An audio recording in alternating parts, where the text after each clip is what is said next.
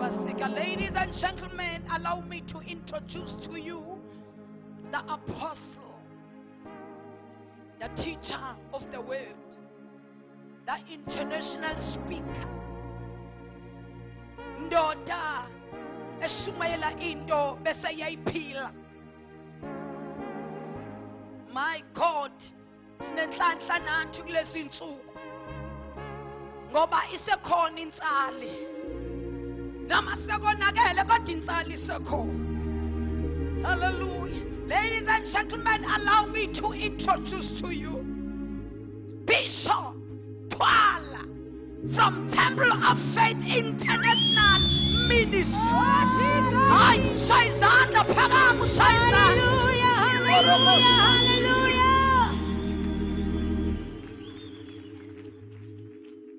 Praise the Lord. Ngicabanga ukuthi abazalwane sebebonile ukuba before ngishumayela ngiyayicela isithandaze, ngicela sime ngeenyawo siphakamise izandla zethu kube yilona lo yavala wakhe amehlo siye emkhulekweni. Bayede edwala lethu, bayede enqaba yethu, bayede mpheme wokuphephela, bayede wena owawukhona uGenesis 1 engakabibikho, bayede wena elithi izwi lakho umhlaba kwakumnyama, umhlaba uformless, elithi izwi lakho noma kwakunjalo kodwa umoya wakho wawuvunguza phezukodwa. Ebusuku Baba sithi linamandla izwi lakho liphunzisa izimbabala, linamandla izwi lakho liphula imisedari. Ngalo ebusuku Baba wethu ongcwele khulumisana nempilo yethu, sisho njengohlabelelayo ukuthi inxaniwe inhliziyo, njengebhadi libhadula ukufuna umthombo kanjalo inhliziyo yethu iyafuna wena. Thatha ilungelo ke Baba ebusuku, udumo lungayi kumuntu liye kuwe. Sesiyathulisa ngalesikhathi yonke imoya ephakamela igama lika Jesu. Siyithobisa siyihlulekisa kusuka kuleli yakhona ukuya kuleli yakhona, kusuka kuloya mnyango ukuya kuloya mnyango. Moya ongcwele kaNkulunkulu, take control. May this be your moment and may this be your time. Uphendula imibuzo esize nayo, uvula iminyango evalekile, ugudluze izintaba. Abangene kule ndawo bathwele baphume bekhululiwe, abangene kule ndawo beboshiwe baphuma amaketanga eqaqiwe, abangene kule ndawo beshiye emakhaya konakele babuyele emakhaya isimo sishintshile.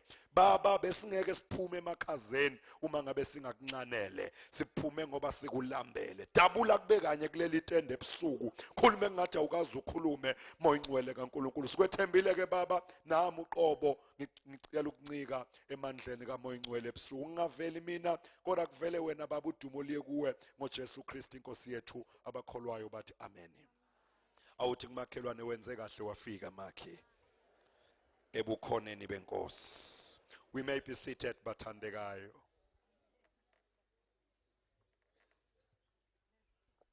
Ebusuku nje ngicela ukuthatha lesi sikhathi naleli thuba ukuthulisa phakathi kwethu ophethe lo mbono udokotela umama uSithole. Ma ngiyohlale ngisho njalo unkosikazi wami uhlale esho njalo ethi ngiyamhlonipha umama uSithole ukushiya ikhaya ngenxa yemiphefumulo. Siyambonga uNkulunkulu ngawe, asikusho lokhu ngoba siphambi kwakho kodwa sikukhuluma njalo nama ungekho ukuthi uNkulunkulu akagcine ngenxa yombono onawo. Uma uNkulunkulu esasiphila amandla la ukhona siyofika sizokusekela isimo sivuma singavumi ngoba si-understand ukuthi this is not about the name lika MT Sithole, but this is about the kingdom. Ngoba ilanguage ekhulunywa la akukhulunywa ilanguage yegama lebandla elithize kodwa kukhulunywa igama levision.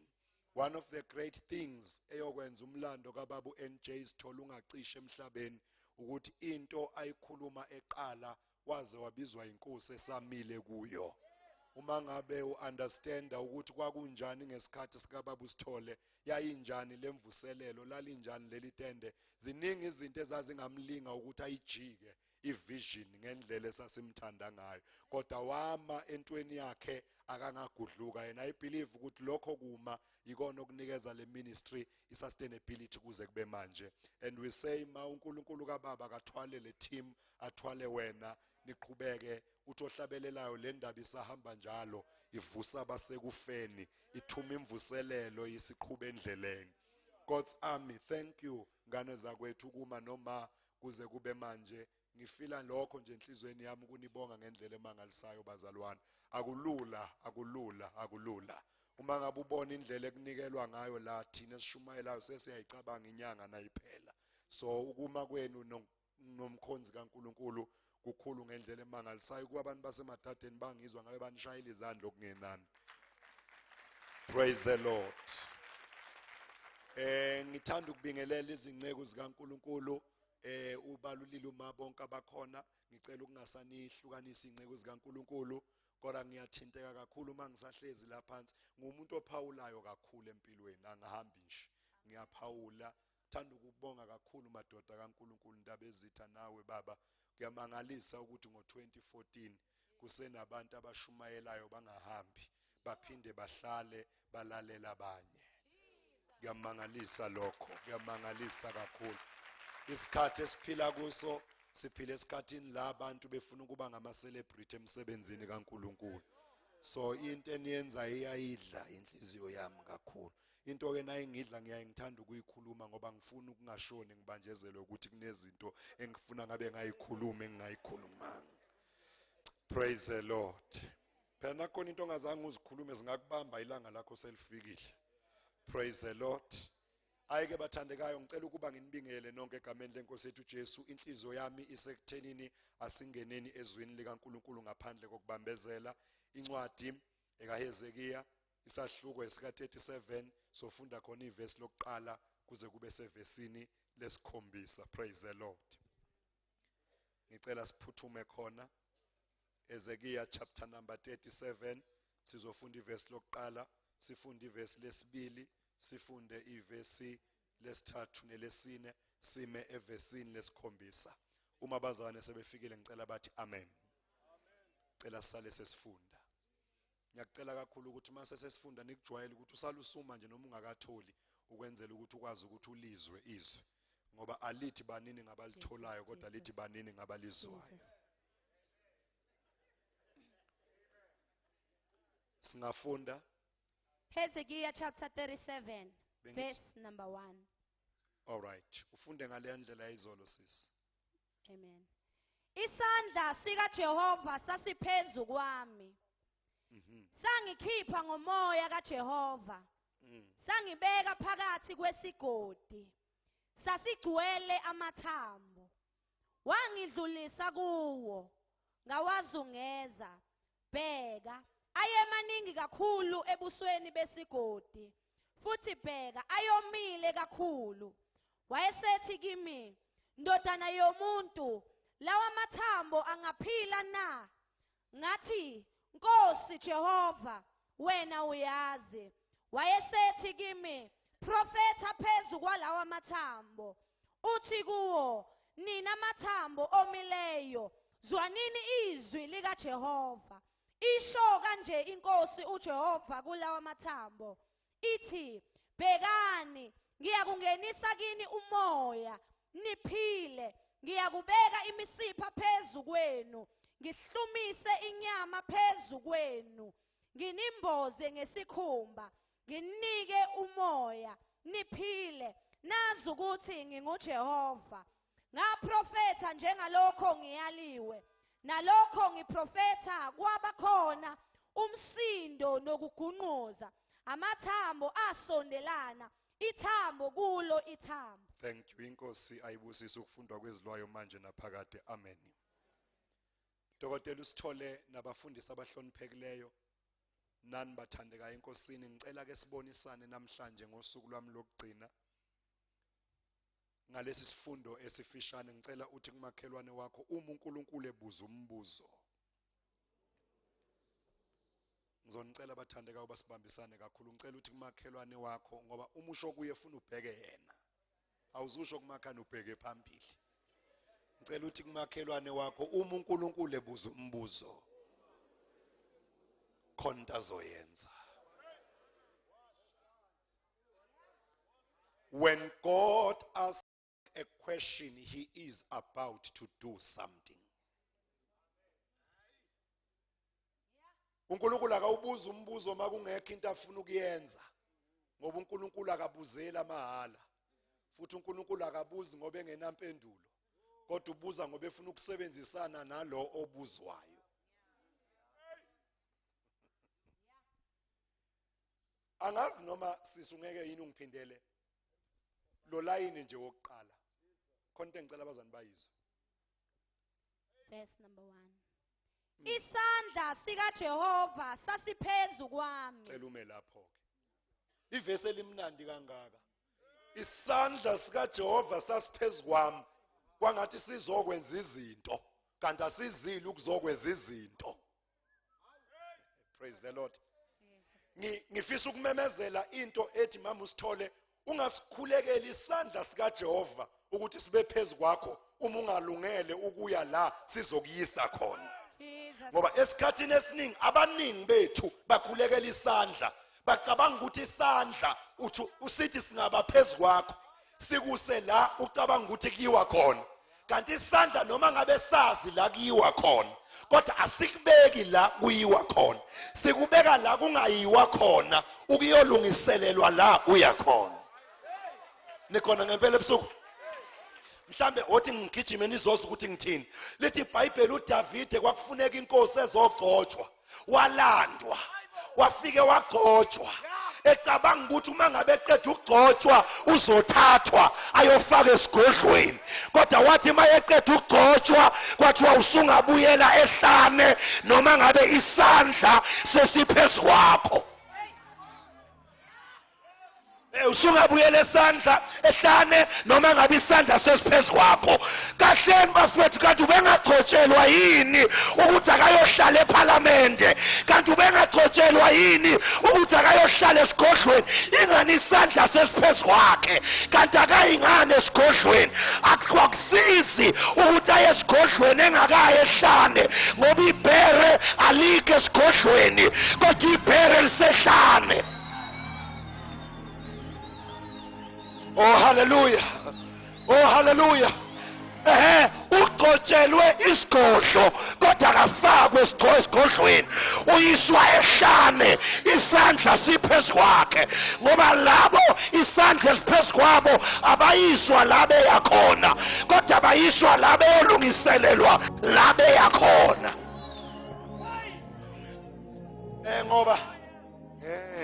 Ngoba abangayanga ehlane uGoliath umemeza inyanga yonke bengakhona ukumphendula. Ngoba uGoliath akabafuna abake balwa, kodwa uGoliath ulinda abantu ababuye ehlane. Ukhabo shanta lahani. Sondelani bafethu sengizothandaza. Uma ngabe uDavide efika uthola uGoliath uminyanga yonke nezinsuku eziwu10, ufuna indoda engalwa naye. Amadoda akwazi ukulwa, awakhona ukumelana naye. Yafika indoda yasehlane. Uma ngabe ifika ibuza bona laba abaphethe izikhali kodwa bangenayo impendulo kaGoliath. Bathi mabebheka uGoliath, bathi lo uGoliath, ngicela ulalela umuntu isandla esiphezulu kwakhe. Uma ngabe bona uGoliath uthi uyonikwana umuntu ongashaya lo mfilisti ongasokile. Abakezwa namanje, akambizi ngegama asatshwa ngalo, uyamehlisa kwilevel yobuGoliath. Uthi lo muntu ngiyabona uGoliath kodwa kimi akasiyi uGoliath, umfilisti nje, naye futhi umfilisti ongasokile. Awutshela makhane uthi umuntu wasehlane loyo. Mtshele uthi umuntu wasehlane loyo. Umuntu wasehlane uthi noma ngabe engasena kudla, inkomo zakhe seyiphelile, mabethi thuku uJehova, athi umuntu wasehlane umhlengi wami uyaphila. Mtshele makhane uthi umuntu wasehlane loyo. Abantu basehlane abayiboni into ngendlela ebonwa ngabanye, ngoba lapha ehlane bambonile omdala wensuku.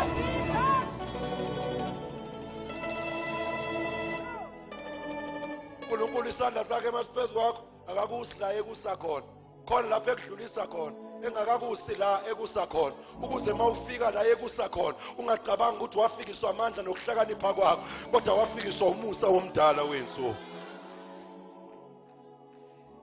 Layelani kanyo, layelani kanza wethu. Uma ngabe ufuna isandla sibe phezu kwakho kusho ukuthi ufuna ungathi uthandaza kangcono kunabanye. Ngoba uma ngabe isandla siphezu kwakho sikubangela utwayi nje.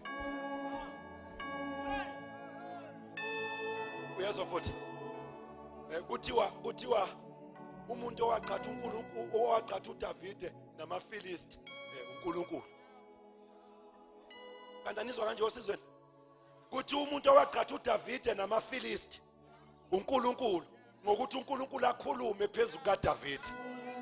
Uma ngabe ufuna ukuthi nje ube umzalwane ongena inkinga empilweni ocela uNkulunkulu angakhulumi phezulu kwempilo yakho ngoba uSathane akalwi nabo bonke abantu uyona labantu into ekhulunyiwe phezulu kwabo ngoba number 1 akafuni bona kodwa ufuna lento ekhulunyiwe ukuthi ingafezeki. Mangabe nje ufuna ukungahletshwa ocela uNkulunkulu angakhulumi lutho phezulu kwakho uzohletshelwana. Uma ngabe nje ufuna ngabika abantu abamba ama-meeting ngegama lakho ocela uJehova angakhulumi ngawe ngoba abantu abalwiswe emhlabeni abantu ekhona into uNkulunkulu ayikhulumile phezulu kwempilo yakho. uSathane angangifuna nje mina engibangisani mangiyinani ngoba mina nginalo into olifuna uSathane kodwa uSathane ufuna le message engiyiphethe futhi ukuze umbone mangabe nje engangithola anga-aborta le message uyangiyeka ngoba sengifana nawo bonke abantu. Ngoba uSathane imission yakhe ithi thithibalisa lalisa. Nayi imission kaSathane ithi thithibalisa lalisa. Ingakho imessage namhlanje pulpit yiyo yona imessage kodwa ithithibele ilele. Abantu kunokuthi bashunyayezwe iqiniso bayamotivatwa kuthiwa it's not over, it's not over. Hayibo hey bela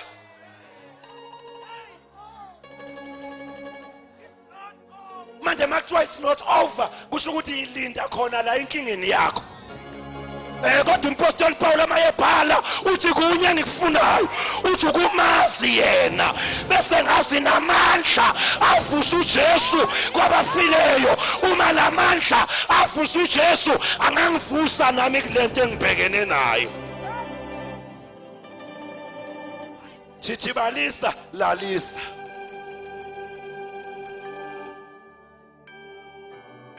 Hlalani phansi ngicela ukuqedela lento isandla.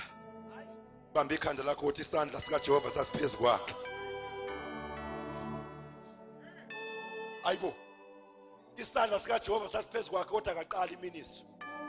Asikho phezu kwakho ukuthi akayoqala ibandla kodwa isandla siphezu kwakhe. Akathi umoya kaJehova uthi isandla. Kona abantu abangakabekwa nalutho kodwa bakude. Lo mfolo uthi isandla sikaJehova sasiphezu kwami kodwa sangangiholela esigodlweni sangiholela esigodini esasinamatambo omile ngoba vele uJehova mayeqala ezokunyusa akakusi la kukuhle khona kodwa kusendaweni engenathemba ukuze kuthiwe lokho kugelelekile uJehova uyakuphakamisa. Hallelujah. Isandla sikaJehova siphezu kwami.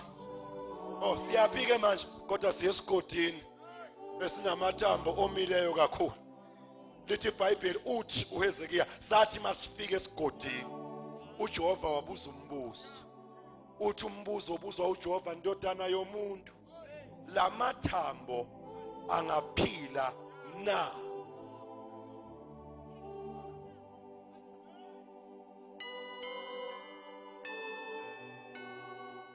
Lamathambo angaphila.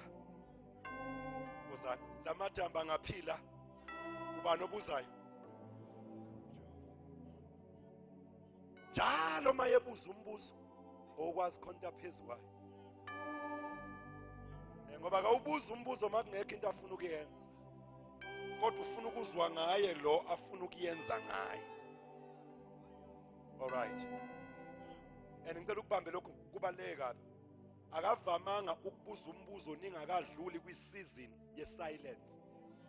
Ngoba wonke umuntu unesizini yesilence. La uthandaza khona uzwe ukuthi ngiyahema. Umthandazo wami nguzwa nokuthi uyapi. Uyigcina udumisa uyithole sowubonga ungasatholi ukuthi kambe ukudumisa kuphelele. Wonke umuntu uyafikelwa isizini yesilence. Acabanga ukuthi emva kwale season uzobona uJehova enza izimanga athi mayeqhamuka uJehova abuze yena lo okwisituation ukuthi impendulo yesituation izovelaphi. Listen to what God said. Son of man, can these bones live again? Uthi wezekiya mayephendula. Nkosi wena uyazi. Lalela kuthini uJehova. Akathi uJehova alright mathambo. Niyamuzwa uHezekiya uthini? Uthi mina owaziyo. Sukumani mathambo. Uthi uJehova, son of man. Jwa isandla sami siphezulu kwakho ngikulethelela. Futhi la esigodini uyabona mosabekha abantu. La esigodini yimi nawe. Njengoba nasehlane kwakuDavide noJehova. Ngoba phela ehlane uDavide uyiselwa ukuthi azonqoba izinto ezu2 ukuze ezokwazi ukunqoba uma sekukhona abantu. Ngicela usondele. Ngicela usondele. Ngoba awukwazi ukunqoba ku-public space ungakanqobi ku-private space. Ngoba izinto ongayinqobanga ku-private space zine-tendency yokuthi mase uphumelele kwi-public space bese ziyabuya zizokwehlisa kwi-public space.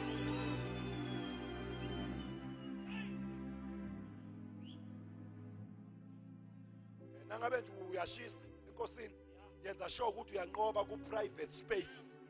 Ngoba izinto zaku-private space wangayinqoba zine-tendency yokuthi nasekuhamba kahle konke empilweni yakho bese ziyakhuphuka kwi-public space zizokushaya.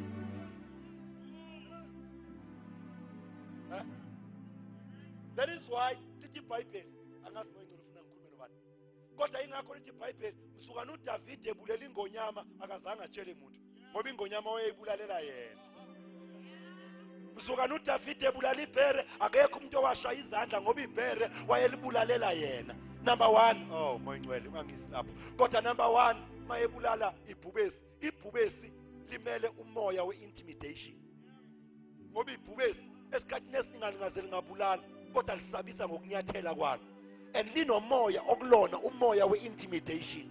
Now uDavide kwakufuna umoya we-intimidation awubulale ku-private space ukuze umfana obomvana uma efika kwi-public space ebuza ukuthi uyonikezwani lo mfilisti.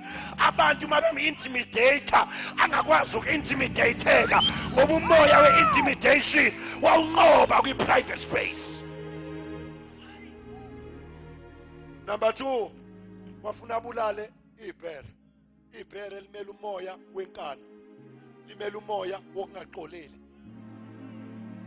Ngoba uma ngabe ungazange kwi-private space walibulala ibhere livama ukukubulala. Wayengeke uDavide ngiyala. Wayengeke uDavide abizele uMefiboshethi ambizele etafuleni. Uma ngabe umkhulu wakhe uMefiboshethi uyena wayemgijimisa ngemkhonto. Wayengeke axolele uMefiboshethi ozalwa yilabantu abamhlukumeze kangaka. Wayengeke kodwa ngoba walibulala ibhere.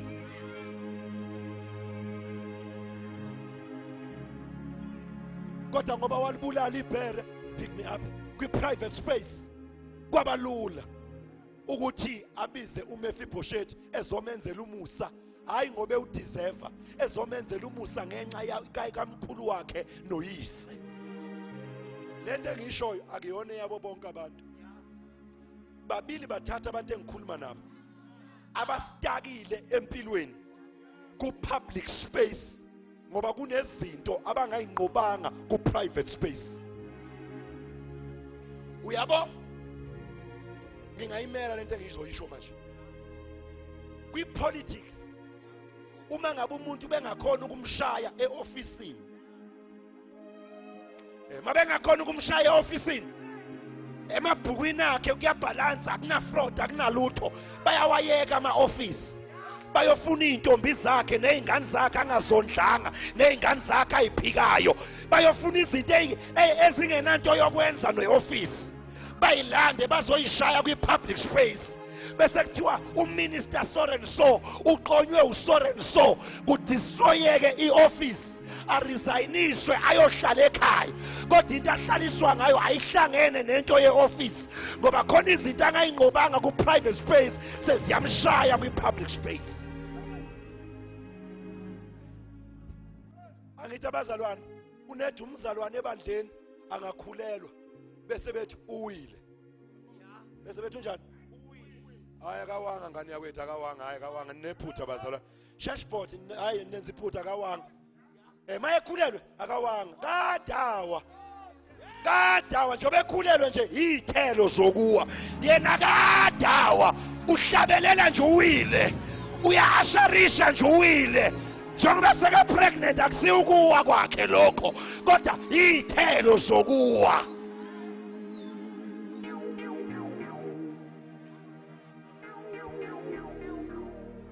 Angazi bafundisi kodwa mama Sithole ngivumele dokotela ngimemezele ngithi esinye isikhali bamba khehle esinye isikhali uSathane asithembile ngo2014 ukushaya ngasi ibandla ilento ukuthi abantu bathi angifuni ukukhuluma ungcono kabi umuntu okhuluma ngoba siyamazi uthini umuntu okhuluma ungcono kabi ngoba sizwile imizwa yakhe umuntu oyingozi lo ongakhulumi ngoba uAbsalom wake wathula for 2 years wathula ngathi izinto zi-right after 2 years wa-organize ipart ezosecurisha iscore se-rape eyenzeka 2 years ago.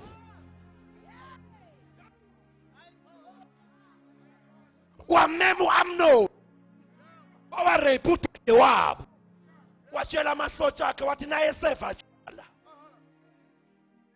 seva tshwala ningibulalele yena ngoba lo warape udade wethu nini 2 years ago kodwa bakhonza naye bayahamba ucabanga ukuthi umxolele kanti usamlungisela ilanga azomdistroya ngalo ungcono umuntu okhulumayo ngoba iyaziwa into ayishoyo kunomuntu othule.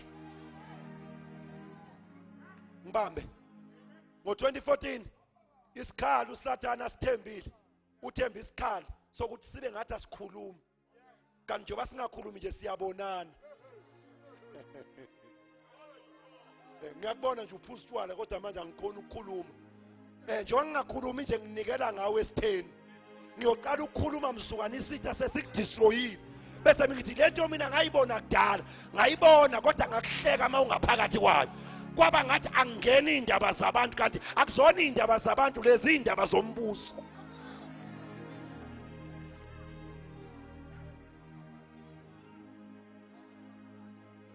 Fundisi umzimba ngithi lo hayibo khulumani bangcwele umzimba ngithi lo siyavumelana uma ngabe umuntu eyinikele enkosini ungena kuphi lo mzimba nathi esiyini sicela umuntu ke singathi mangabe simhlaba la emzimbeni afuna ukuyimela yedwa ngoba yonke into eyenzeka kuye mayela emzimbeni ayithinti yena yedwa iyasithinta nathi ngoba ukithi njengoba simhlaba nje simhlabi ngoba simzonda simhlaba ngoba mangabe lento yakhe iqhubeka akuzulimala yena yedwa kuzolimala umzimba uqobo lwawo.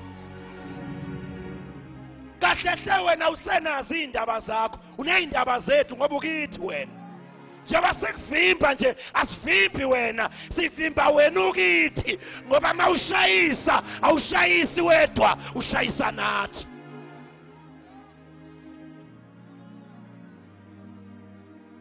Ukuphi la ngishumayela khona itendelani ubani oliholayo umama uSithola ngithi uma ngabe ngibheda mina ngibheda le Mpumalanga umama uSithola eseThekwini ngiyibhedele eMpumalanga uyayazi into yokuthi noma uSithola ubhedile ngoba manje uma ngabe indaba yami ibhalwe ephepheni akuthiwa uthwala waseTemple of Faith kuthiwa uthwala waseTemple of Faith odume ukushumayela imvuseni zomama uSithola bebengekho mama uSithole ngidla isono kodwa isono sami mase ngisidlile nabo siyabathelela. Oh, ngicela utshela umakhaya ukuthi ngicela ungene empilweni yami. Ngicela sikhulumeni bazana ngoba khona into esetshenzwayo njengamanje. Mtshele ukuthi ngicela ungene empilweni yami. Ngicela ungene mama usithole empilweni yami. Makukhona into ongayitholi kahle ngami, ngifonele. Wothi ngizwa kuthiwa uyabonakala. Hayi ngoba ngisey'ndabeni zakho, ngoba iy'ndaba zakho zizohamba izongishaya nami. Ngene empilweni yami. Ayingena mama usithole. Mawuzwa sekuthiwa nginamanzane engiwaphathayo ngifonele. Uthi awani lamanzi owaphethe.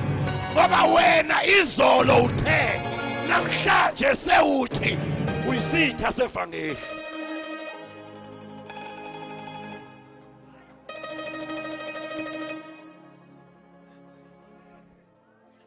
Ngicela abantu bangangibuzi lutho ngempilo yami mina. Mina ngiphila impilo yami uNkulunkulu uyangazi. Ulate wena. Akho uNkulunkulu okwaziyo la. Lithi iBhayibheli akukhanya ukukhanya kwenu. Hayi phambi kwengelosi. Hayi phambi kukaJehova. Phambi kwabantu. Bakubone.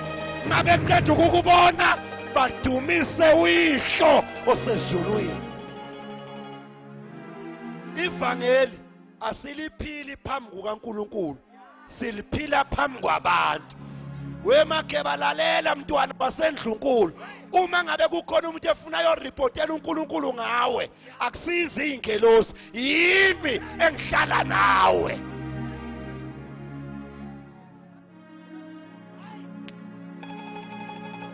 Ngene empilweni yami. Tshela makhana ngene empilweni yami. Shona futhi uthi ngene empilweni yami. Ngene. Sisters. Janini baba, sisters. Ngene empilweni kadadewenu, ngena. Ngoba uyambona udadewenu mayisephendula amakhole ephuma nawo. Mtshele wothi yadadewethu, ngiyazi umshado uyawufuna, kodwa le ndlela oyifuna ngayo ayihambi.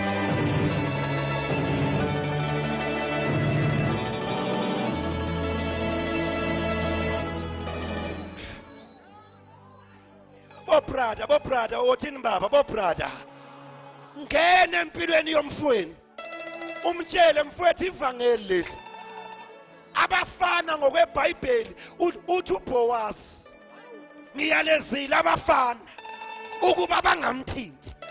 Abafana basevangeli akuwona amachama. Abafana basensindisweni abadla abantwana enkonzweni.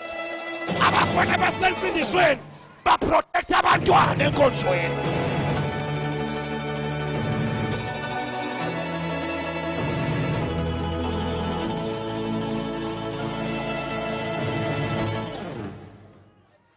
Samgelelelo ke thina. Samgelelelo thina. Ukuthi nangabe uyisingle parent awunandoda ahlala wedwa. Usuphazamisa abantu emadodeni abo. Samgelelelo thina. Elithi insizwa ibhande yalo ihlala kwi-third floor. Uzipho wensizwa uyavalwa. Nangabe uyanyakaza icela uma ingwele ayilekelele ngengidi ivale. Samgelelelo. Athi uSolomon mayebhala ngomuntu wesifazane athi intombi insimi ehluthulelweyo. Samgelelelo. Asamkelanga ivangeli lokudeyithana emawimpi. Asamkelanga ivangeli lokuyobuka amabhayisikophu. Samkela ivangeli lokungcwele.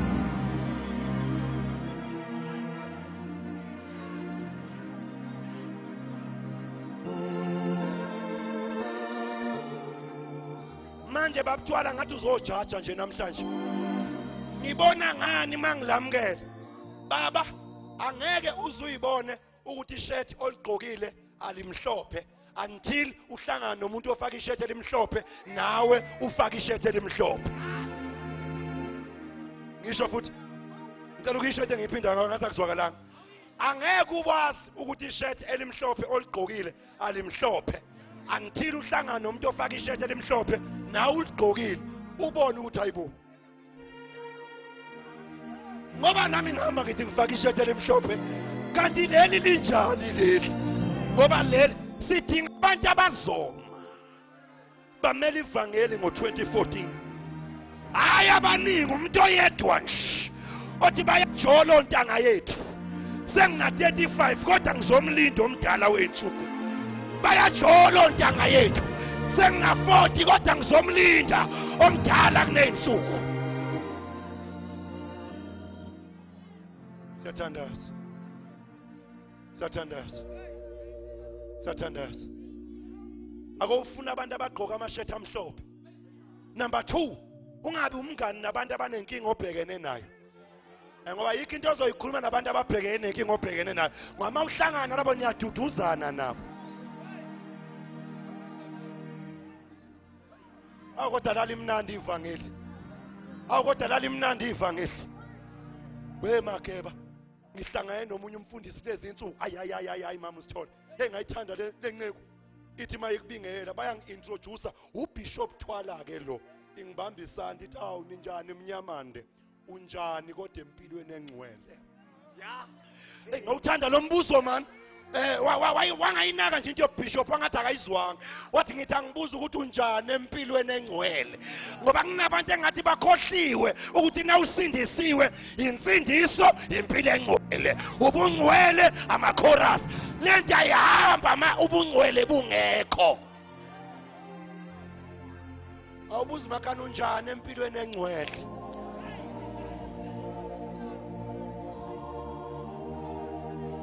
Cha nje ngithi angibuze ebusuku Siyoni unjani empilweni engcwele.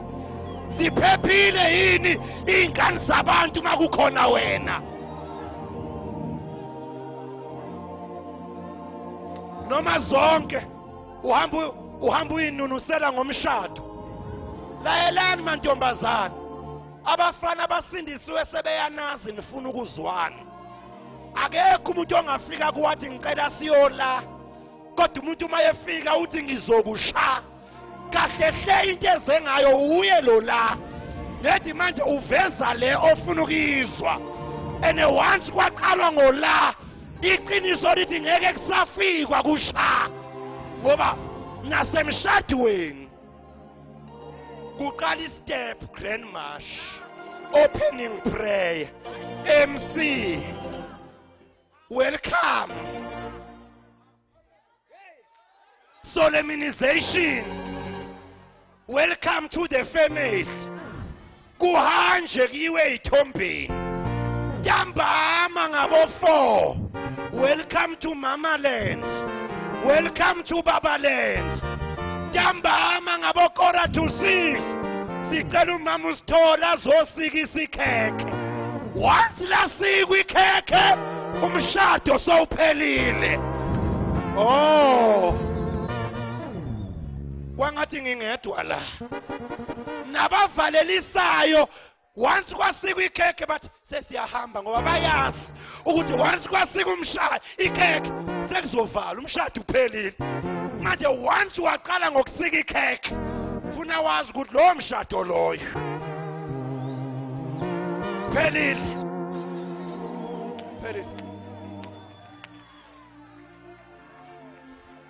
Akekho umuntu ongaqala ngokufaka uphorish engakakorobhi bakithi. Akekho umuntu ongaqala ngokukorobha engakashanyeli. Ha. Ivangeli leli. Enabantu abazosilekelela evangelini abazali. Boma, yini abantu enizosilekelela? Ngoba uyamazi lo muntu uhlala nawe. Uxake wena lekhaya. Akathe sathi uyacula ekhwayeni. Usukume nje ngathi uyahlanya. Ucela uxolo kulophethe ikhwaya. Uthi ningakahlabeleli hayi kabi. Mari sidudla lesi ngicela ke sehle sona. Ngoba phela ngeke umuntu azoba yisibusiso ebandleni kanti ekhaya uyisiqalekiso. Ngoba ivangeli aliqale enkonzweni kodwa liqale ekhaya. Yikho abantu besidelela kangaka. Ingoba bathemba ukuthi bayavutha enkonzweni. sokwehlisa thina.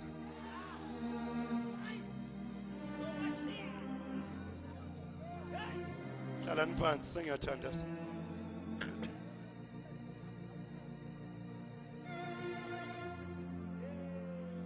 Abantu abaningi lapha emhlabeni bayamangala ngempilo. Ivangeli ukuthi umangalisa abantu. Hayi Nkosi yami. Bayamangala ngempilo yethu. Batho mama nabakhuza izingane zabo emakhaya bayikhuze ngawe. Bathi ningake nifane nentombazane yakasibanibani.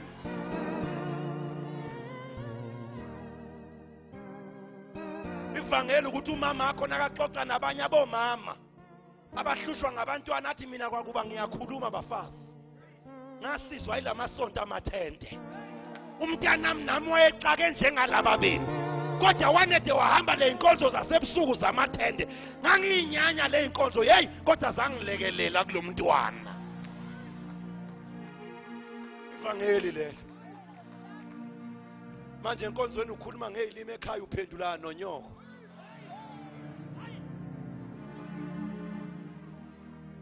Olandela kanjani unyoko lento yakhe kwenza ube lihlaza kangaka?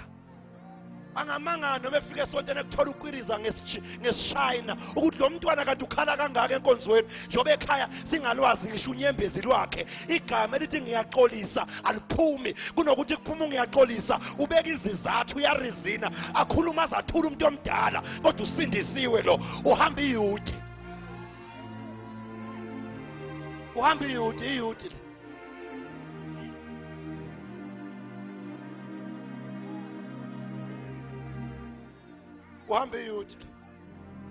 Uhambe iyuthi kodwa ukhulumela izitsha umlomo uzube mude. Uhambe iyuthi ungambekela nje ukufaka amaqwayiqwayi ase-rich kodwa ukusebenza gogo ukukhuthala gogo kodwa nomshado uyawufuna njalo. Noma eseconferenceini ephethe izitsha akaphakela omama uphakela insizwa leseyihamba ngama-Mazda 2 ngoba ukhankasela umento.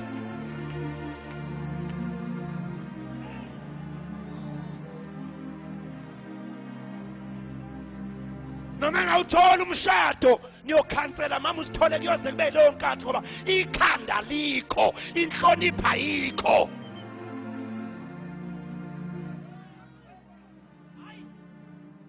Unomoya uJehova ebuza umbuzo khona azoyenza. Khona umbuzo izulu elikubuza wona ebusuku. Wena ucabanga ukuthi njoba izulu likubuza umbuzo izulu likudelile kanti izulu khona efuna ukuyenza. Ngitheka into zesizini yokuthula kube ngathi izulu lithulile alinampendulo kanti izulu like lithule lilungisa lo impendulo ezoya kuye. Uthi umbethe nakahlabelela umfana waseNaspoti athi noma ethule ungathuswa ilokuthula kwakhe noma ethule impendulo ikhona la ekuthuleni kwakhe. Zophendula wena obona ngathi izulu lithulile likulibele ukuthi la ekuthuleni kwalo izulu impendulo ikhona. Kafishane nje cela ukuba ke sibheke uNkulunkulu ebuza abantu eBhayibhelini wembuhle. uNkulunkulu wake wabuza uJakobe wathi ubani igama lakho? Wathi ubani igama lakho? uJakobe wacathi kodwa uNkulunkulu angazongibuza igama lami ngoba uyalazi kanti akazi ukuthi njobe embuza nje ukuthi ubani igama lakho uselungisela ukumshintsha igama lakho. Kodwa manje akakwazi ukushintsha engakayivumi uJakobe ukuthi uJakobe uyiqili.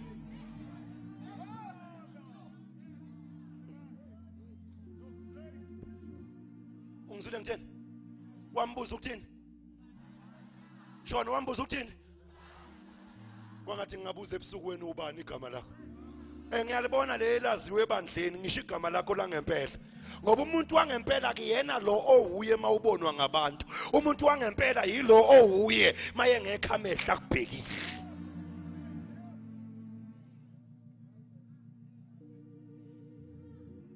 lathi izulu malimbuza ukuthi ubani igama lakhe senye emthandazweni lithi iBhayibheli wathatha imfuyo yakhe wayiwelisa ezolungisa lento yegama lakhe.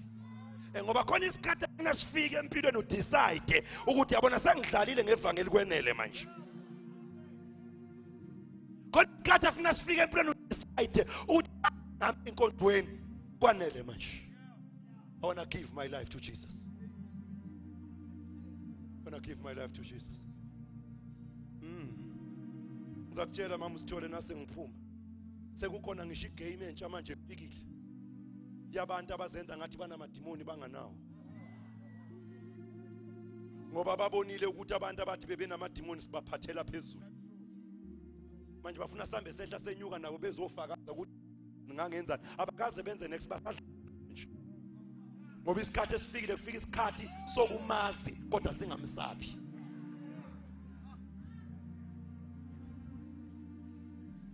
Sokumazi kodwa abantu abasamsabi. Ubani igama lakho namhlanje ebusuku? Izulu malikhuluma ngawe lithi ungubani? Lithi iBhayibheli. Wathatha amakhosikazi wawawelisa. Cela wenze nje ngokuthi wawawelisa. Wathatha abantwana bakhe. Wathi nakaqeda ukubawelisa wabuya. Ubuyelani ngoba sekuweliwe? Hayibo, babuthwala sekwenele. Ngizolungisa igama lakho. Lithi iBhayibheli wathi mayebuya nganeno wabambana noNkulunkulu. Kwaze kwasi. Sondela.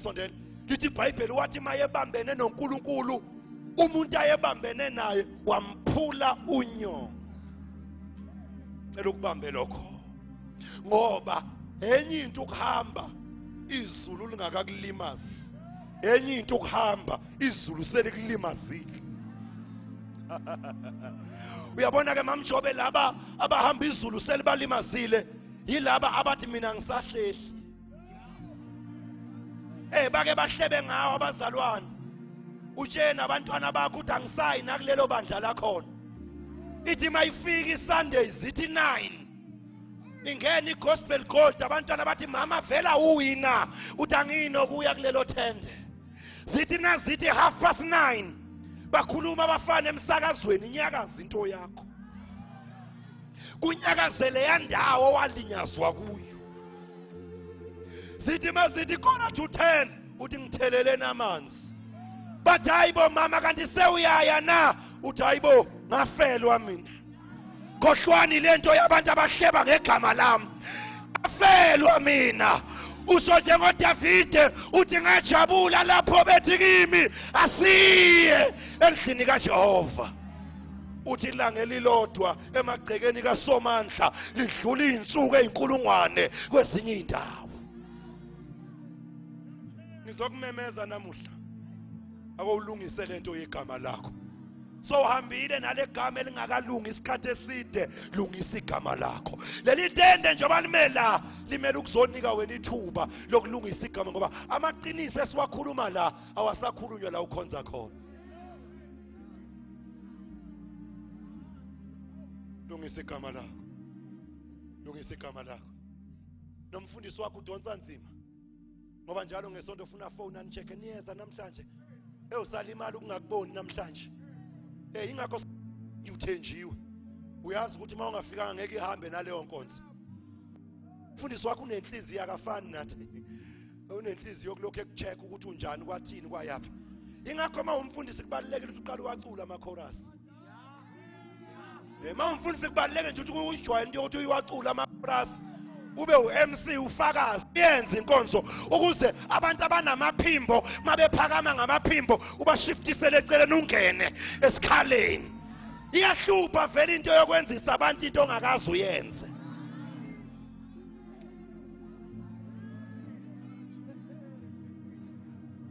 Thina ngeke usenze lutho thina mawuphakama siyacula.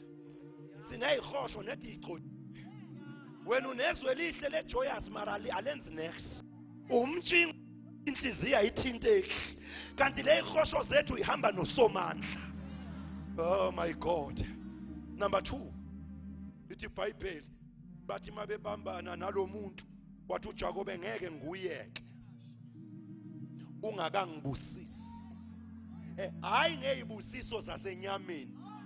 Ukungibusisa ngokulungisa lento yegama lami. Inkomo nginazo. Ezinye ngayitshontshaleka labani nginazo inkomo. Lungisa lento yegama lami. Lithi iBhayibheli kwathi masekusa. Wathi lo muntu kusukela namhlanje igama lakhe alisayi ukuthiwa uJakobe kodwa sekuyawuthiwa uIsrayeli. Lithi iBhayibheli waseya la eyakubantwana ukuthi nje ngwenye level anizwa nini wayesebuyele enkosikazini eqhuka kwesikhashana akuthi igama lishintshwe naphakade. Mamjobe Nkosi yami uNkulunkulu akamane abasize bangizwe. Eqhuko kwesikhashana kodwa igama lishintshwe inginaphakade. Ngoba enye into ezokubambezela enkosi ilento yokuthi uspikiri ungakhulumi. Unyathela ispikiri, unyathela ispikiri, unyathela uphini ungakhulumi. Izokuhlupha leyo nto enkosini ngoba kuhle ukuyibika indaba isencane. Ukuze sizokwazi ukukuhlalisa esitulweni sigubhulute lapha ispikiri singene khona sifake details di-infect uqhuga amavikinyana kodwa into ibilungiswa kunokuthi ufake amateka uqinise inyanga kanti unyawo liyabola awushono phela wathi unyawo liyabola uwe lo amateka kanti unyawo liyabola uma mama usithola unyawo selibolile uye esibhedlela bathi esibhedlela ukube wafika ngelanga wanyathela ngalesipikiri namhlanje ngeke sisakwazi ukwelapha sekufanele si-amputate asisa-amputate the foot asisa-amputate the ankle kodwa we are going to amputate from the knee. Ngiyacela nisondele ngoba ngikho la nikhona ngikude. Kunabantu esithi sizobalekelela sithola ukuthi sekonakele kakhulu. Asisakwazi ukulapha la kwakulimaleke khona. Sekufuna sinqamule nala kwakungalimele khona.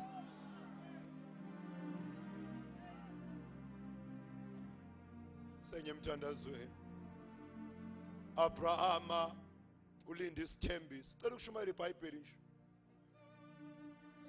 Nakafika eminyakeni ethize isithembiso asenzeki. Nkosikazi wakho uyasuggesta. Ngena la simsize uNkulunkulu ngoba ngathi uyadelay. Ngoba sometimes uNkulunkulu ukudelay kwakhe kwenza ukufuna ukumsiza. Kanti mlinde nje ngoba noma ngabe elibala kodwa izithembiso zakhe zonke ziwuyebo ziwu-amen. Futhi ngimfundile mamjobe ukuthi nakeza nento yamampela akaligibeli ihashi ngoba liyasheshisa ugibela imbongolo ngoba ihamba kancane. Kodwa mayefika ufika ngesikhathi esifaneleyo. Abrahama niyalwazi udaba wangena ngapha yathi iminyaka nayihamba lithi iBhayibheli kwakunomcimbi uSara esene yakhe ingane wabona ingane kaHagari idlalisa washintsha ilanguage uSara wathi Abraham cela uthathe lesigqilakazi nomntanaso ugcwele manje kami. Lithi iBhayibheli wamnikeza ilofu yesinkwa wamnikeza 2 litha yamanzi. Lithi iBhayibheli lathi bathi nabahambe ehlane saphela isinkwa bathi nabahambe ehlane aphela amanzi. uHagari wathatha umntwana wambeka phansi kwesihlahla wafulathela wafika uNkulunkulu nombuzo wathi ukhalelani ngoba maye ngabe nje buza umbuzo kusuke sekukhona into azoyenza. Lithi iBhayibheli wathi uHagari ulofu uphelile namanzi aphelile wathi uNkulunkulu ungabisakhala ngoba ngikuzwile ukukhala hayi kwakho ngizokomntwana sukuma uyomlanda ngoba naye ngizomenza isizwe esikhulu.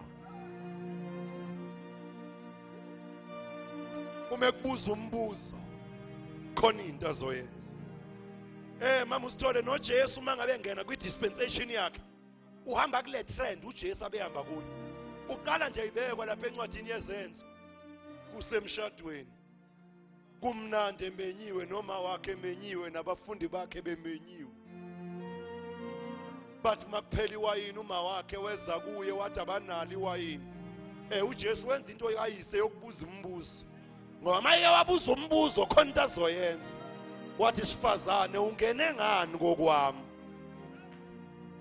Kwangathi bengingathi kuwe namhlanje noma ngabe uNkulunkulu ekubuza umbuzo orafu ungabodela.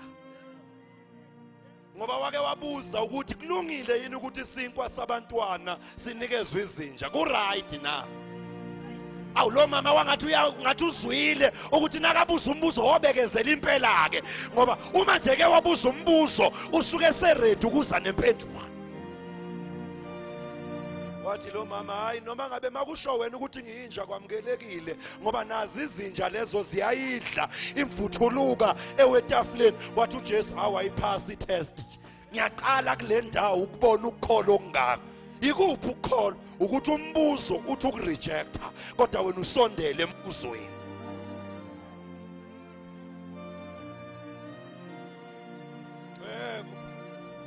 Sothandazi. Kanti bukuphi mama uSithole benikuphi gatsheni benikuphi indaba ezitha uLazarus efile. Wafa 4 days. Wanuka. Yafika inkosi yaseSalem. Yathi nayifika ekhala lo enyaweni ethi inkosi ukube kade ukhona umnewethu akafanga. Wamdlula lo wayobuza umbuzo wathi nimbekephi. Yabona ke once wabuza umbuzo nje yazini ukuthi uLazarus uzovuka emathuneni. Ngoba akawubuza umbuzo uma ngabe ingekho into azoyenza. It's either ubuza kusese isikhathi noma ubuza isikhathi sesidlulile. Uma umbuzo ubuzwe uye zoyenza. Cela ukuvala. Nanka amazwi engivala ngawo. Thank you Holy Spirit. Nanka amazwi engivala ngawo. Ndodana yomuntu. Ndodana yomuntu. Njengoba uthi lamathamba ngaphila. Akuzukuba yimo zowaphilisa. Amandla okuphila kwawo akimi. Kodwa ozokhuluma ukuphila phezukwawo uwe. Ngoba la esigodini ngikulethele ukuthi uzokwamukeliswa ugcobo lokukhuluma izinto ezingekho zibekho. Ndodana yomuntu profeta phezukwa lamathamba. Tshela makhelwane kuyaprofethwa la endleleni. Tshono futhi wothi kuyaprofethwa la endleleni. Isho futhi wothi kuyaprofethwa la endleleni. Bengakafika abaprofeti abathi come here la endleleni kuyaprofethwa. Bengakafika abaprofeti abathi I see you la endleleni kuyaprofethwa. Awukuthi ngedwa nje la itendeni. Bengakafika abaprofeti ababiza ama-ID number la endleleni kuyaprofethwa. Usho isifo sikubheke emehleni uthi mkhulu ongakimi kunaloyo sesweni. Usho odokotela sebethe HIV positive uthi ngemivimbo yakhe ngaphilisa. Usho njengoDavid uthi I will not die but I will live and declare the mighty works of my God. Tshela makhane kuyaprofethwa la endleleni. Wembuli nginjenje ngazalelwe emkhukhwini kodwa ngahamba ngafika la kuprofethwa khona. Ngasho ngathi ngeke ngiswele. And awuprofeti ngoba isimo siyavuma. Uprofeta ngoba izibhalo ziyavuma. Awuprofeti ngoba imimoya ngathi ivumelana nawe. Uprofeti imimoya iphambene nawe. Ngoba mawume ezwini yini into engakunyakazisa. Cela ubambe isandla sikamakhelwane. bese uthi kuye tonight. Shona futhi uthi tonight upon your life I declare, I prophesy a turnaround. Soze ngibathola ba. Soze ngibathola ba. Shona what upon your life tonight I declare a turnaround. Angazi nini, angazi kanjani, kodwa ngithi phezu kwempilo yakho siyaguquka izinto. Angazi kanjani, angazi nini, kodwa phezu kwempilo yakho siyaguquka izinto. Ngoba ngenzeke ebantwini kulo esimkhonzayo kuyenzeka.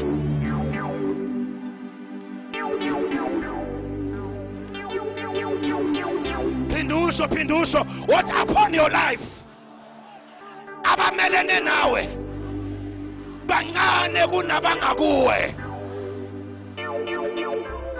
Sondelani phela lithi iBhayibheli umfana owayehamba nomprofeti waya kumprofeti wathi umprofeti cho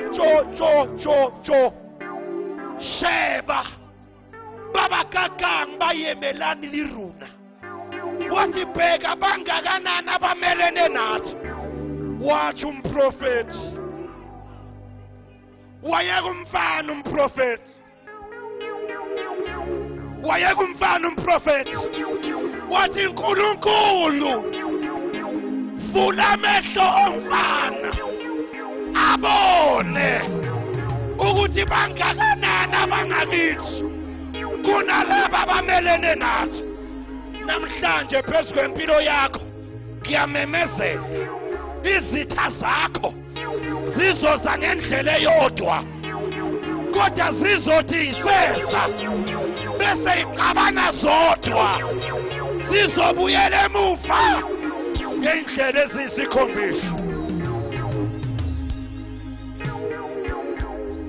My God, bamba isandla sikamakhelwane, cani ngibekezele sengiyathandaza. Shona uthi phezu kwempilo yakho ithi labazali bakho bangazange bafika khona wena uzofika khona. Abazali bakho bangazange baba nakho wena uzoba nakho. Bazalwane, njengoba ngimila kunomsindo enguzwa endlebeni zami. Ngizwa umsindo weyikhiye, ezinye ikhiye ezemizemisha kulonyaka ngegama likaJesu. Uyaphuma emqashweni uyongena ekhaya lakho. Njengoba ngimila ngizwa umsindo, lo msindo oweyikhiye zeyimoto. Uyaphuma ematekisini kulonyaka uyongena emotweni entsha. I hear a sound.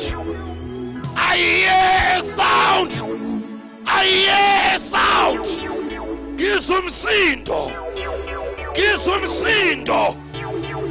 umsindo. Abangasebenzi bathola imisebenzi. Ngizwa umsindo. Abatemporal baba permanent.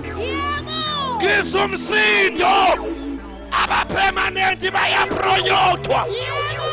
Ngizwa umsindo. Abangashadi bayashada. Ngizwa umsindo.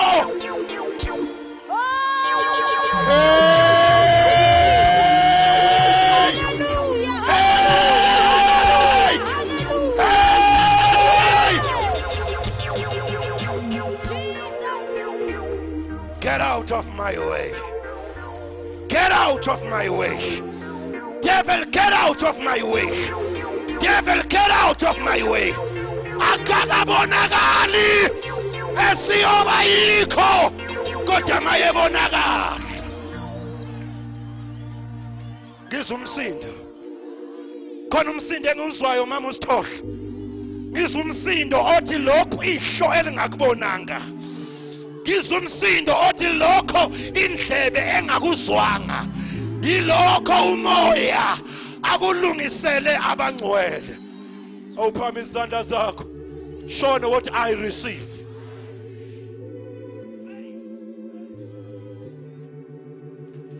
Khona izinto esizoyibreaka namhlanje.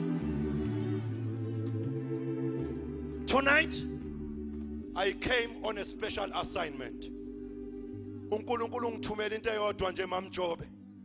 We have come to break the demon of stagnation. Namhlanje sizochitha idemoni lokuma ndawonye.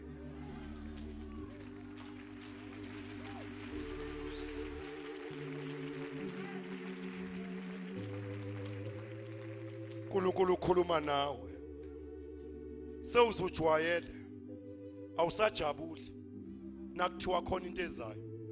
Ngoba sowuyazi ukuthi mina into zami make kwathiwa ziyeza, khona umuntu ongenayo athatha into yami. Bathathe yokugcina le oya kuyo. Revelation 3. Ngiyazi unamandla amancane, kodwa iyodwa into engiyibongayo, noma unamandla amancane awulidelanga igama lami. Therefore bheka, ngimisile phambi kwakho umnyango ongeke wavalwa umuntu. Namhlanje ngizonqamula isiqalekiso sozalo esikulandelayo. Lelanga uthi yes to Jesus, wa disconnecta kwabakini wa connecta ezulwini. Igama lakho ungumntwana kaNkulunkulu.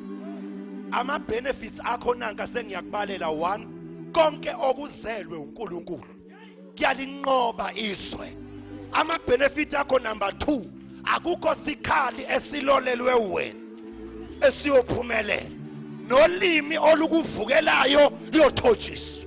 Leli yifa lezinceku zikaJehova.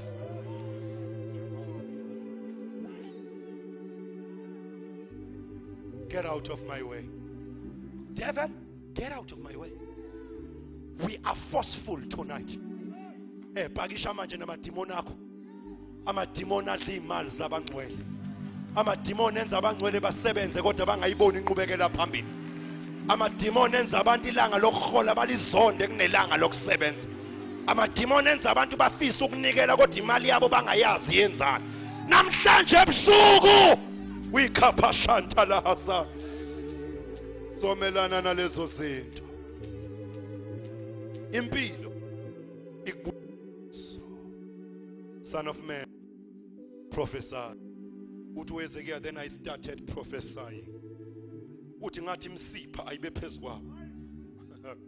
Uthi ngathi imkanje ayingene. Uthi wathi maye prophet uEzekiel. Uthi elinye ithambo lasondela kwelinye. Uthi esinye elinye ithambo lasondela kwelinye. Uthi amatha uthini sisi? Uthi ngezwa ubugunqugunqu. Amathambo ema ngezinyawo. Namhlanje uDokotela uSithola uzele lonke lawo sizweni ukuba impilo yakhe ehlakazekile ibuyele kwindawo yayo. Before ngibiza lo muntu oyinikele enkosini, khona lo yengize kuye. Lo othi mina bengicabanga ukuthi lo mbuzo engubuzwa izulu, lingoba izulu lingenampendulo, kanti izulu lifuna ukusebenza. When God says no, it does not mean never, but he means not now. Abanye babenu bakuno wezulu. Sometimes uJesu uyahlala angezi eyitholile incwadi ethi uLazaro uyagula, ngoba akafuni ukuzophilisa uLazaro ogulayo, ufuna ukuzovusa uLazaro ofileyo. Njalo uNkulunkulu mayefuna ukwenza into enamandla kakhulu, uvumela isimo sibe ngathi siba worse kakhulu. Ngoba lesikhathi isimo siba worse kakhulu, akusho wena ukuthi kube ngamandla akhe, kusho nabaseduzane kwakho ukuthi le yenziwe isandla sikaJehova. Senyathandaza, I'm praying. Bandla lakho ehlukanile kwaze kwaba kabili. It was not the work of the devil only, but God was teaching you something. ukuthi entweni efile uyayikhipha into ephilayo. I see people coming to churches after this revival from the north, from the east, from the west, from the south. Ngenxa yokuvula kwakhe inhliziyo yomfundisi for the revival, uNkulunkulu uzobheka ukuncanela kwakho bese ethumela abantu ababizwa icebo lakho. Awuzudinga ukwenza i-floor crossing taking people from other churches to your church, but sinners are going to come to your church and be a blessing upon your life. Cela lo muntu lo. Khona lo muntu engikhuluma naye, ngilokhu ngiqalile ngikhuluma naye. Lothi babuthwala. Mangithi ngiyangena, khona ongena phambi kwami. Sengize ngacabanga ukuthi mina ngabelwe izinto ezinhle ngendlela impilo yami ehlehlele emuva ngayo. But tonight I want to come to the altar and say, Holy Spirit, I've delayed you by not understanding your ways. Ngoba into kaNkulunkulu ibhlungu nje lapho mama usithole ukuthi uNkulunkulu ufika akhulume ngesiphetho kodwa angakhulumi ngeprocess between imanje nalakiwa khona. And because we don't understand i-process, sicabanga ukuthi uNkulunkulu ukhohliwe into ayishilo kanti usayikhumbula. And ayikho into ebhlungu. Oh my God. Njengo Abrahama ebona uHagar ehamba nengane yakhe, uNkulunkulu ethe badedele bahambe. Ayikho into ebhlungu kuAbrahama njengokubona ithambo lakhe lihamba, uNkulunkulu ethi mdedele ahambe ngoba kuze kube nje uwe uhlule ukungilinda.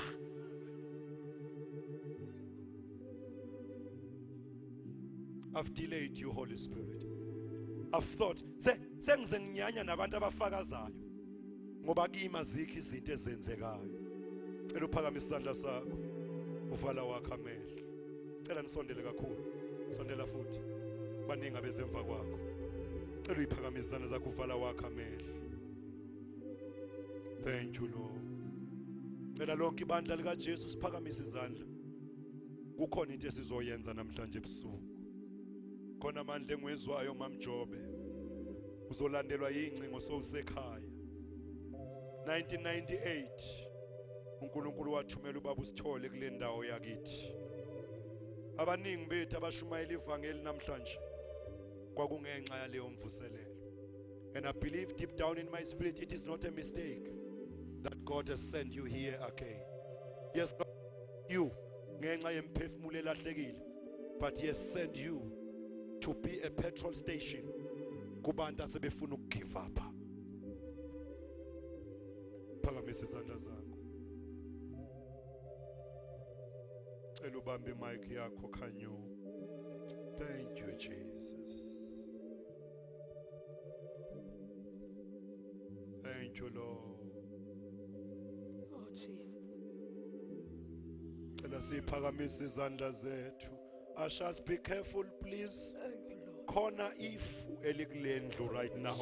Ngisho kuleyo ndawo esesitulweni omi kuyo khona ifu. Nali liyanyakaza. Nali liyanyakaza. Nali liyanyakaza lefu. Ewe bawo. Hallelujah. Ewe mhlekazi. Hallelujah. Thank you, Jesus. Thank you, Jesus. Oh. Thank you, Jesus. Ushers, please be careful. Cela siyiphakamise one more time. Lalelani bazana, ukuyiphakamisa kusikubula. Kodwa ukuyiphakamisa ukuthi Baba I surrender. Liyashintshwa igama lakho namhlanje. Liyashintshwa igama lakho. Thank you, Lord. Thank you. Yebo! Hallelujah. Moya ingcwele sengiwuthulile umlayezo wakho.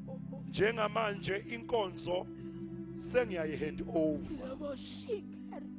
Ngiyihand over kuwe. Ithathe moya ingcwele.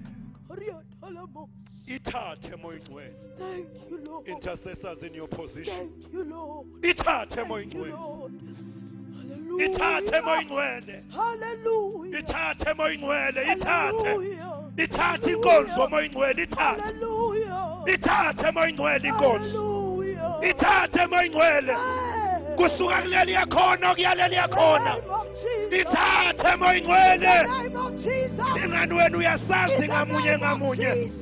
Wikaphathai.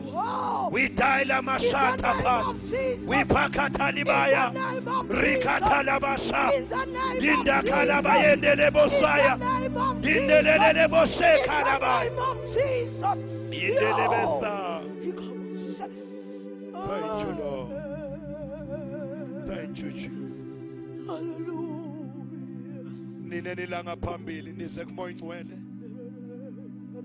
Ngibhekeni nize kumoya ingcwele. Are you sure? Lift up your hands. Shona emva kwami wothi moya ingcwele. Intercessors, please on your positions. Iyanqotshwa namhlanje. Hey. Dibo sithaka.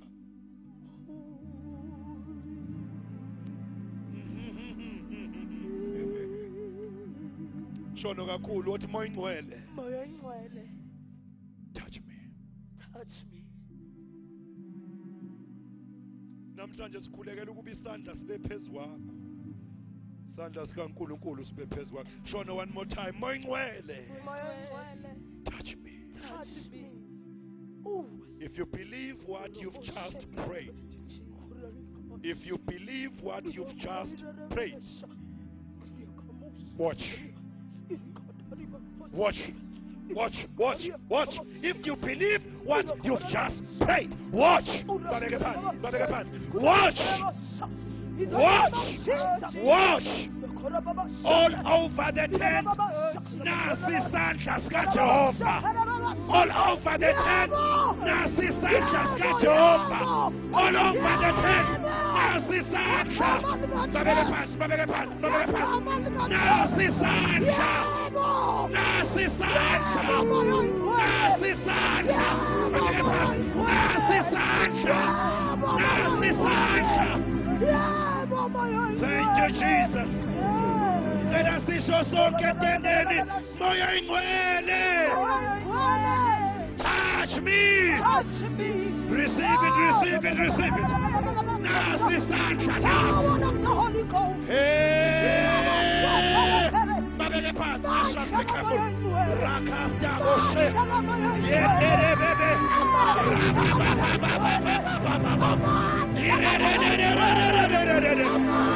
One more time. Touch me. Something is happening. Something is happening. Something is happening. Something is happening. Something is happening. Something is happening.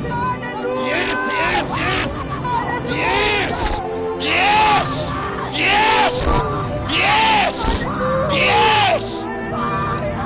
Holy Ghost. Holy Ghost. Holy Ghost. Holy Ghost.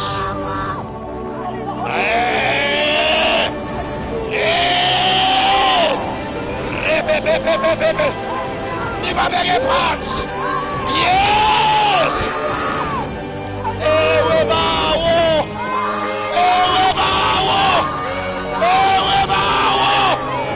Yes.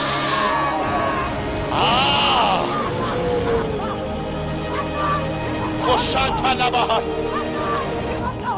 Let us paramisi izandla zethu. Let us paramisi izandla zethu. Now amandla.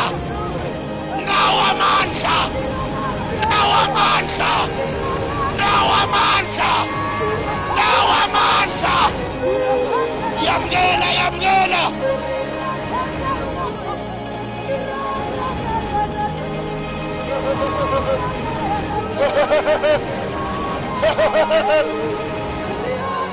Hey!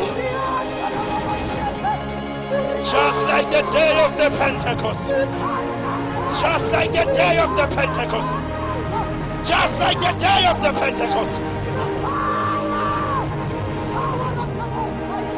Hey, my God. Let us see Paramis. Elusonele dokotela usithole. elusondele mawami ngicela ngabikho umuntu ozophuma kule tende kunganqanyulwanga izinto empilweni yakhe. Holy Ghost, Holy Spirit, Hayibo, Holy Spirit, hayibo, Holy Spirit. kukhona into engiyizwayo ethi kubuyiswa ngisho ney'nkonzo esezalahleka.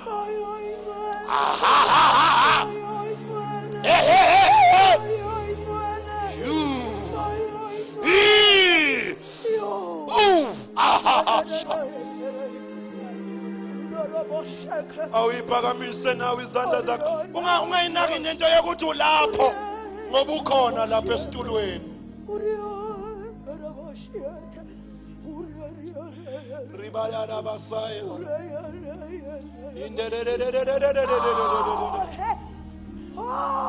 bengicela nali side nali lele ngilibhekile leli, ngicela niphakamiseni izandla zenu kuleli side leli. Kunesandla esinyakazayo, kunesandla esinyakazayo kuleli side, kunesandla esinyakazayo. Kunabantu benhliziyo kaJehova lapha, babeke phansi. Kunabantu besandla lapha, kunabantu benhliziyo kaJehova lapha. Take it.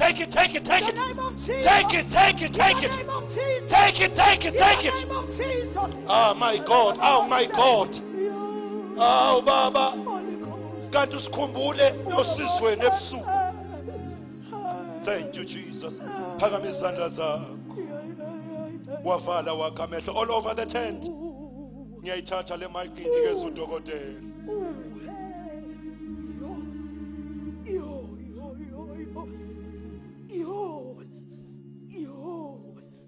Hosanna, Hosanna, Gweli Pezolo.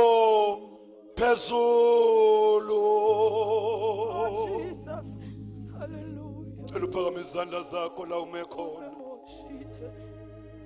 Hosanna, Hosanna, Gweli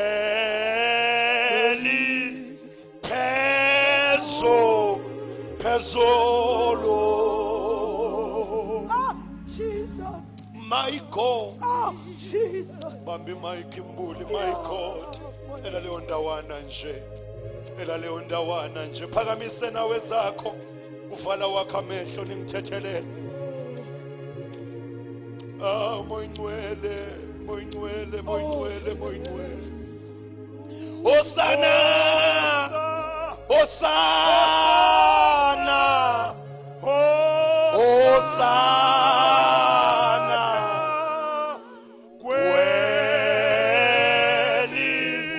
Pezolo. Hosanna kweli phezulu. Hosanna enyangweni. Hosanna kohlele esihlalweni. Kweli phezulu.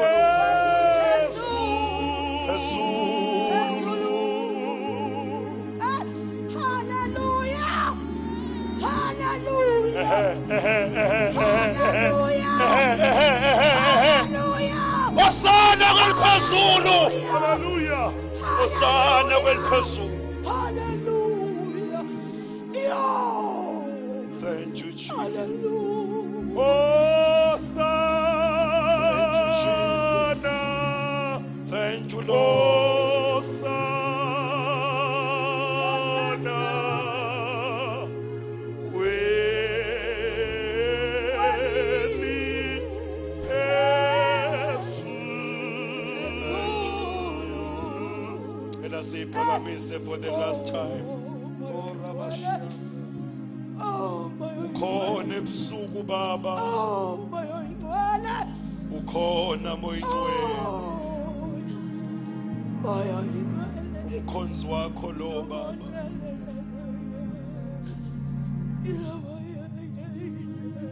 Umkhonzi wakho lo Baba. wakho Lord.